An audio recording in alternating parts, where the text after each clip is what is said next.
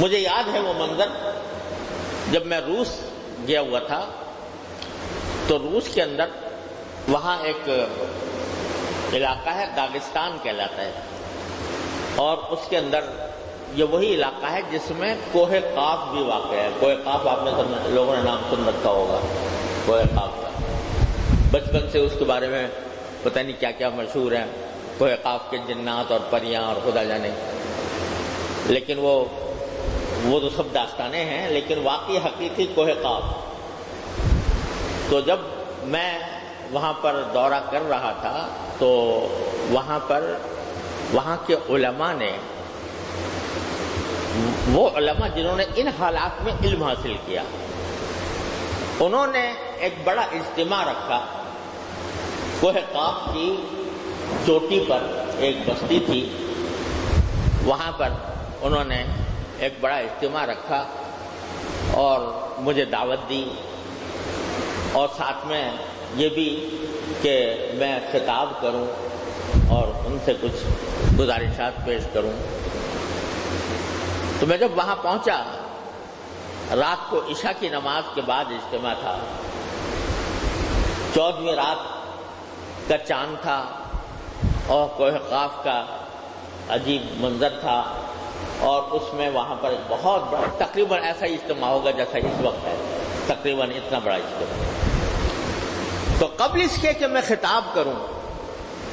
اور کوئی بیان کروں، تو مجھ سے علماء کرام کی ایک بڑی جماعت مجھے ملی، وہیں کے علماء، داغستان کے علماء، اور انہوں نے مجھ سے کچھ سوالات کرنے شروع کیے۔ سوال تو اس انداز سے کر رہے تھے جیسے کہ کوئی مستفتی، یعنی مسئلہ پوچھنے والا وہ سوال کرتا ہے، اس طرح مجھ سے سوال کر رہے تھے۔ لیکن میں نے ان کے سوالات سے اندازہ لگایا کہ یہ مسئلہ پوچھنے کے لیے نہیں کر رہے بلکہ میرا امتحان لینے کے لیے کر رہے۔ یعنی ان میں سے بہت سے لوگ ایسے تھے جو مجھ سے واقف نہیں تھے، تو ان کو یہ فکر تھی کہ یہ آدمی باہر سے آیا ہے اور پتہ نہیں کس قسم کے خیالات نظریات رکھتا ہے، یہ کہیں ایسا نہ ہو کہ ہمارے علاقے میں گمراہی پھیلا دے۔ اس لیے پہلے انہوں نے سوالات کا ایک بہت لمبا سلسلہ، باقاعدہ لکھے ہوئے سوالات، اور ایک کے بعد ایک، ایک کے بعد ایک، ایک کے بعد ایک سوالات کرنے شروع کیے۔ میں اس کا جواب دیتا رہا، لیکن سوالات سے مجھے اندازہ ہو گیا کہ یہ در حقیقت سوالات مستفتی والے سوالات نہیں ہیں، یہ ممتحن والے سوالات ہیں،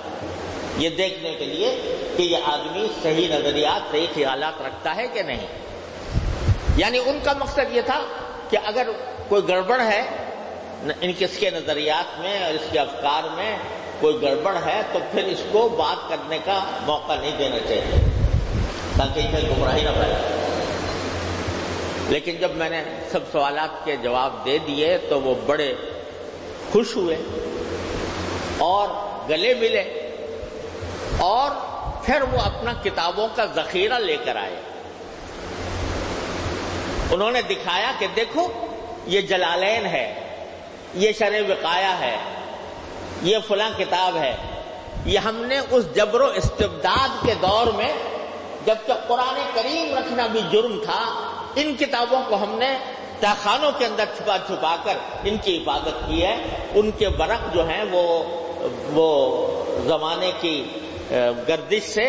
بہت ہی بوسیدہ ہو گئے تھے، لیکن وہ کتابیں انہوں نے مجھے آنکھوں سے دکھائیں کہ یہ ہیں وہ کتابیں جن کی ہم نے حفاظت کی۔ جبکہ ایک انسان کو اگر اس کے پاس قرآن کریم مل جائے تو پورے خاندان کو تباہ و برباد کر ڈالا جاتا تھا۔ تو اس وقت مجھے عبرت ہوئی کہ دیکھو اللہ تعالیٰ نے ان کو ایمان کی یہ حلاوت عطا فرمائی کہ ایک باہر سے آنے والے آدمی کو واضح و تقریر سے پہلے امتحان کر رہے ہیں کہ اس کے خیالات بھی درست ہیں یا نہیں۔ ایسے علماء موجود تھے، باقاعدہ علماء موجود، بڑی تعداد میں، جنہوں نے اسی روسی استبداد کے زمانے میں علم حاصل کیے. کہاں حاصل کیے؟ تہخانوں میں کیے، رات کی تاریکیوں میں کیے. جنہوں نے رات کی تاریکیوں میں اٹھ کر سحریاں کھائیں اور روزے رکھے اور لوگوں کے سامنے اس طرح ظاہر ہوئے جیسے ہم نے روزہ نہیں رکھا ہوا. نماز گھر میں پڑھنا، مسجد تو درکنار، اگر کوئی آدمی نماز گھر میں پڑھ رہا ہوتا تو اس کو بھی پکڑ کر پولیس گرفتار کر کے لے جاتی تھی اور قید میں بند کر دیتی تھی. تو ایک صاحب نے مجھے بتایا کہ میں جب نماز کا وقت آتا تھا تو اپنے گھر میں نماز پڑھتے ہوئے ڈرتے تھے کہ کسی وقت بھی پولیس آ کر ہمیں پکڑ کر لے جائے گی. تو میں یہ کہتا تھا کہ وہاں میرے گھر کے سامنے ایک میز تھی،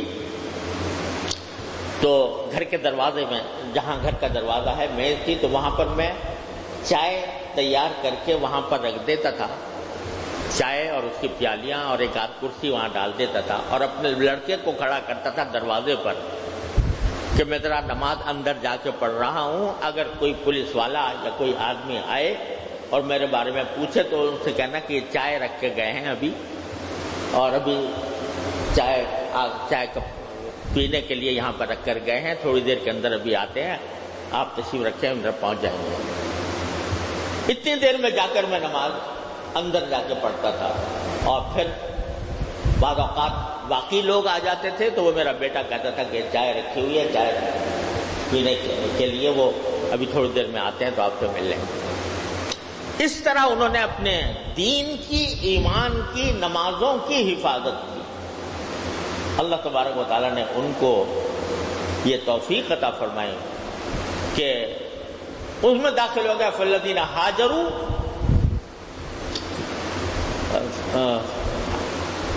وأوذوا فی سبیلی وقاتلوا وقتلوا، ان کے اندر داخل ہوئے. اگر کسی کو پتہ لگ گیا، علماء کرام کو اگر جو اس طرح کیا گیا تھا کہ علماء کرام کو پکڑ کر لے گئے، ان سے خندق کھدوائی، خندق کے اندر انہی سے چونا بھروایا، چونا بھروا کر علماء کے ساتھ جنہوں نے خندق کھودی تھی، جنہوں نے اس میں چونا بھرا تھا، اس چونے کے خندق میں ان کو ڈال دیا. اس طرح زبردستی کر کے اور ظلم و ستم سے پہاڑ توڑ کر علماء کو فنا کرنے کی کوشش کی. لیکن 70 سال اس چکی میں پسنے کے باوجود جب اللہ نے آزادی عطا فرمائی اور کمیونسٹ سسٹم سے ان کو نجات ملی تو الحمدللہ وہ مسلمان کے مسلمان نکلے، کلمہ لا الہ الا اللہ کے کہنے والے نکلے.